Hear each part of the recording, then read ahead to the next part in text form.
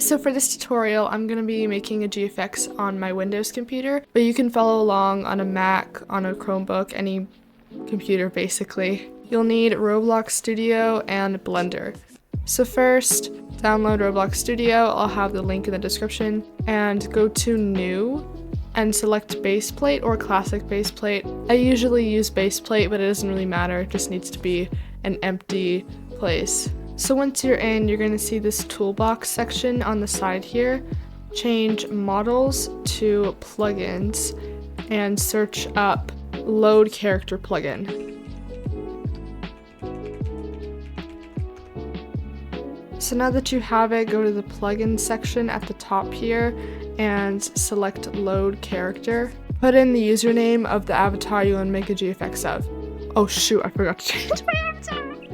So before you spawn it, make sure that X is checked for spawn at origin so it spawns in the middle of the map and not somewhere far away.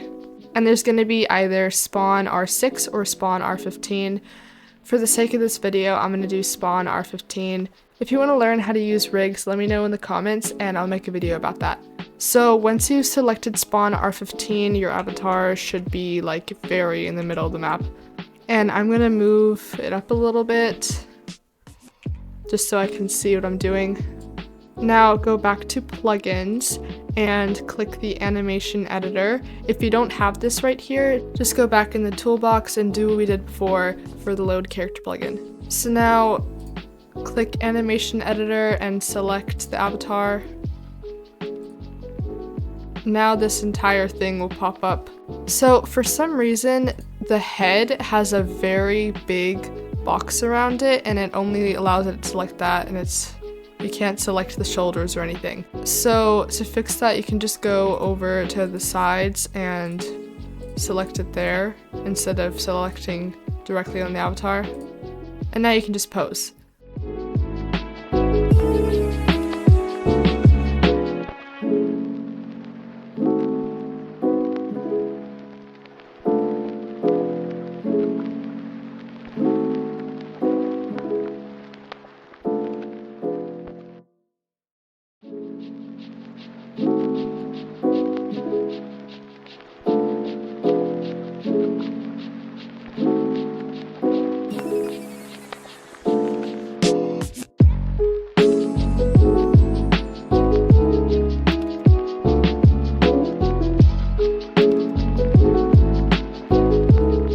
So once you're done posing your character, go to the Explorer tab and find the model with your avatar's name on it. Right click and select Export Selection. You can save it anywhere you'd like. I like to save it in a folder called Avatars just to keep everything organized. Also, when you're exporting, make sure you do not click this X right here because it will not save the pose. Alright, so once you've opened up Blender, you'll see this screen right here. You can just click off of it. There will be a cube right here. You won't need it, just delete it. The delete key in Blender is X. Do not use the actual delete key, it won't do anything. So first I'm going to show you how to move around in Blender. You need to go to View, Navigation, and then Walk Navigation. I have it saved as Shift F. If you are using Blender 4.0 like I am, it won't automatically come like this. You'll need to right click Walk Navigation and select Change Shortcut. So now in Walk Navigation you can use WASD or arrow keys to move around. You can go up using E and down using Q. If you hold Shift, you'll speed up. It's the opposite in Roblox Studio, whereas if you hold Shift you go slower in Roblox Studio, but here it'll be faster, so don't get that mixed up. In case you forget, there's also some directions on the bottom where it says W is forward, S is backwards, A is left, D is right, all that jazz. To import the avatar, go to File, Import, and then Wavefront OBJ. Once you're in the file you saved the character, there will be an option for OBJ and an option for MTL. You want to click the OBJ file. And in the Options tab over here, you can select Split by Group, which will basically mean that all of the parts of your avatar are going to be separate. But if you uncheck that, then it's just gonna spawn as one whole figure. So let me just show you what split by group looks like. This is split by group. You can select each one individually. To undo anything, just hit Ctrl-Z. To join things together, hit Ctrl-J. This is what it would look like if I had spawned it in without selecting split by group. Alright, so there's a few little circles at the top here. This one is going to be a mesh. I'm not sure what this is called. This is the one that's going to show you just gray. It's not going to be any materials. This will be colors and materials. And this is rendered view. Right now I don't have an 𝙤𝙬𝙖, which is why it's pink. Let me just disconnect that really quickly. There. That's what it should look like for you if you're a first-time Blender user. So this is what your avatar should look like in Blender, and if it looks like this in the rendered view and it's not missing any textures, it's not glitching, then you're okay. If your avatar happens to look something like this, I'm going to show you how to fix it. Click on a body part or click on the whole thing and go to the Material tab right here.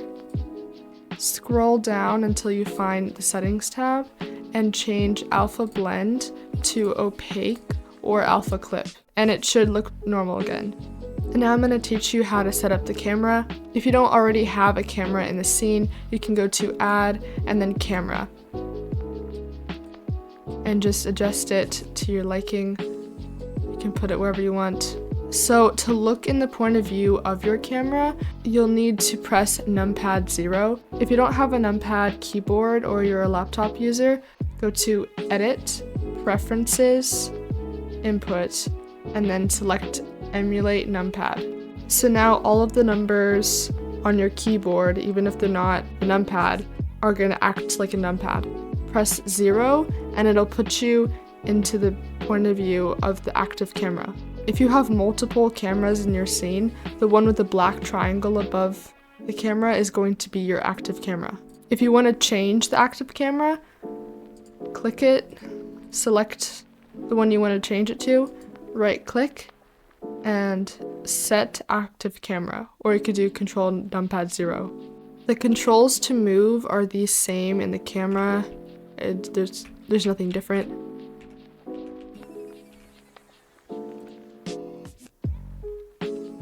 And if you want to change your camera resolution, you can just go to the Output tab right here, change the X and Y resolution.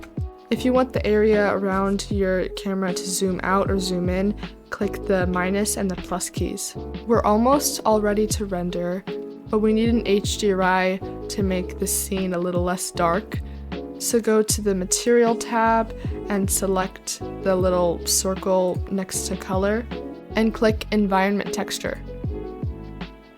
It's gonna be pink for a hot minute, but don't worry. You can download some 𝙤𝙬𝙖s off of Polyhaven. I'm gonna link the website in the description. So once you have an 𝙤𝙬𝙖 you like, you can just adjust and play around with settings like the strength here, just make it brighter or darker. But if you decide you don't want the 𝙤𝙬𝙖 background, you can go to Render, scroll down under Film and click Transparent.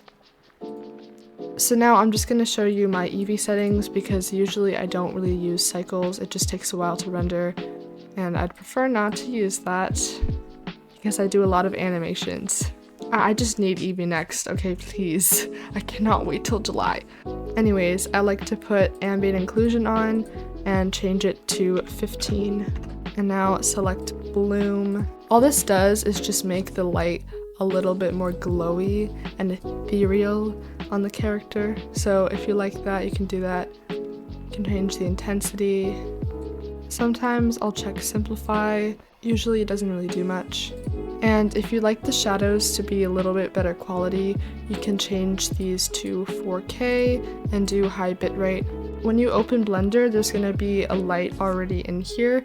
I like to use this. I don't really ever delete it, but if you don't want it, you can delete it. Turn it down to 1 maybe, and then from there, just adjust to your liking.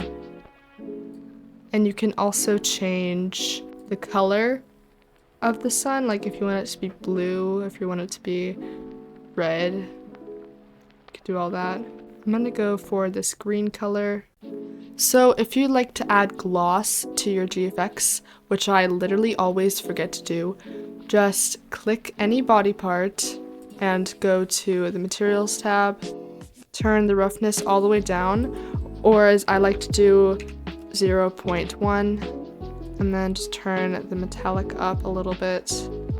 And there you go, now it's glossy.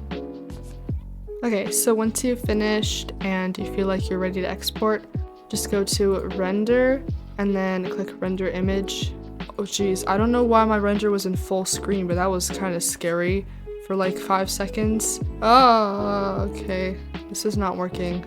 Okay, I don't know what happened there. That was kind of weird. Anyways, now click image, save as, and save it anywhere you'd like.